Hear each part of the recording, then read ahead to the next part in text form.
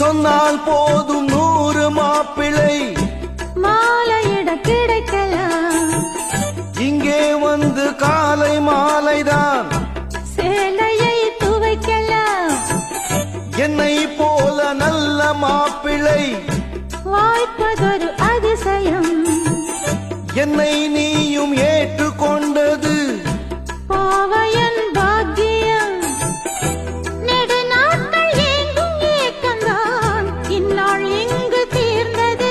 இல்லையா பின்ன மங்கை செய்த பூர்வ புண்ணியம் மன்னன் வந்து சேர்ந்தது. போச்சுடா உன்னை பார்த்து நான் சொக்கி போகிறேன். கட்ட பொம்மன் பேரா கட்டி கொள்ளு ஜோரா. அடிக்குது குளிரு